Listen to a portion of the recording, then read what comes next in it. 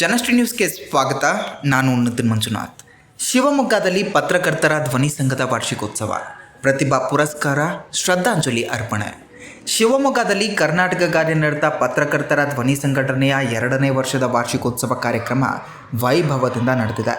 ಕಾರ್ಯಕ್ರಮದಲ್ಲಿ ಪ್ರತಿಭಾವಂತ ವಿದ್ಯಾರ್ಥಿಗಳಿಗೆ ಪುರಸ್ಕಾರ ನೀಡಲಾಗಿದ್ದು, ಅಗಲಿದ ಪತ್ರಕರ್ತರಿಗೆ ಶ್ರದ್ಧಾಂಜಲಿಯನ್ನು ಸಲ್ಲಿಸಲಾಗಿದೆ.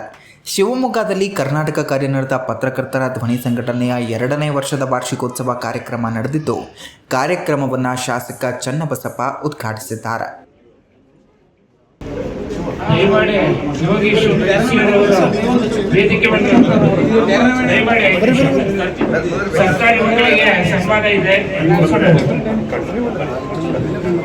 ಈ ಸಂದರ್ಭದಲ್ಲಿ ರಾಜ್ಯಾಧ್ಯಕ್ಷ ಬಂಗ್ಲೆ ಮಲ್ಲಿಕಾರ್ಜುನ್, ಆಯನೂರು ಮಂಜುನಾಥ್, ಮಾಜಿ ಶಾಸಕ ಚಂದ್ರಶೇಖರಪ್ಪ, ಯುವ ನಾಯಕ ಯೋಗೇಶ್, ಜಿಲ್ಲಾ ಅಧ್ಯಕ್ಷ ನಾಗರಾಜ್, ಕಾರ್ಯದರ್ಶಿ ಸತೀಶ್ ಗೌಡ, ಷಡಾಕ್ಷರಪ್ಪ, ವಿಷ್ಣು ಪ್ರಸಾದ್ ಸೇರಿದಂತೆ ಹಲವರು ಉಪಸ್ಥಿತರಿದ್ದರು.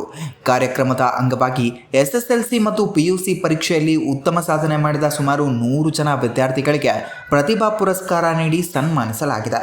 ಇದೇ ವೇಳೆ 2025-26ನೇ ಸಾಲಿನಲ್ಲಿ ನಿಧನರಾದ ಪತ್ರಕರ್ತರಿಗೆ ಶ್ರದ್ಧಾಂಜಲಿ ಸಲ್ಲಿಸಿ ಗೌರವ ಸೂಚಿಸಲಾಗಿದೆ. ವೃತ್ತಿಪರತೆ ಹಿರಿಯರಾದ ಸಿ.ವಿ. ರಾಘವೇಂದ್ರ ರಾವ್ ಹಾಗೂ ಲಿಂಗಪ್ಪ ಅವರಂತಹ ಮಾರ್ಗದರ್ಶಕರು ಜಿಲ್ಲೆಯ ಪತ್ರಿಕೋದ್ಯಮಕ್ಕೆ ಭದ್ರ ಬುನಾದಿ ಹಾಕಿಕೊಟ್ಟವರು. ದೃಶ್ಯ ಮಾಧ್ಯಮದ ಸವಾಲನ್ನು ಶಶಿಧರ್ ಅವರು ಮತ್ತು ಅನಿಲ್ ಅವರಂತಹ ಯುವ ವರದಿಗಾರರು ಹಗಲಿರುಳು ಶ್ರಮಿಸಿ ಕ್ಷಣದ ಮಾಹಿತಿಯನ್ನು ಜನರಿಗೆ ತಲುಪಿಸುತ್ತಿದ್ದರು. ಛಾಯಾಚಿತ್ರದ ಕಲೆ ಶಿವಮೊಗ್ಗ ನಂದನ್ ಅವರು ತಮ್ಮ ಕ್ಯಾಮರಾ ಕಣ್ಣಿನ ಮೂಲಕ ಸಾವಿರಾರು ಪದಗಳ ಹೇಳಲಾಗದ ಸತ್ಯವನ್ನು ಚಿತ್ರಗಳಲ್ಲಿ ಹಿಡಿದಿಟ್ಟವರು. ಅಕ್ಷರ ಮತ್ತು ದೃಶ್ಯಮಾನದ ಮೂಲಕ ಸಮಾಜವನ್ನು ಜಾಗೃತಗೊಳಿಸಿದ ಈ ಮಾಧ್ಯಮ ಮಿತ್ರರ ಪ್ರತಿಭೆಗೆ ಗೌರವ, ಪತ್ರಕರ್ತರಿಗೆ ಸ್ಮರಣೆ ಎಂಬ ಸಂದೇಶವನ್ನು ಈ ಕಾರ್ಯಕ್ರಮ ನೀಡಿದೆ. ಸಾಮಾಜಿಕ ಬದ್ಧತೆಯೊಂದಿಗೆ ಪ್ರತಿಭೆಯನ್ನು ಪ್ರೋತ್ಸಾಹಿಸುವ ಮತ್ತು ಪತ್ರಕರ್ತರ ಸೇವೆಯನ್ನು ಸ್ಮರಿಸುವ ಕಾರ್ಯಕ್ರಮವಾಗಿ ಇದು ಗಮನ ಸೆಳೆದಿದೆ ಎಂದು ಕರ್ನಾಟಕ ಕಾರ್ಯನಿರತ ಪತ್ರಕರ್ತರ ಧ್ವನಿ ಸಂಘ ಪ್ರಾರ್ಥಿಸುತ್ತದೆ.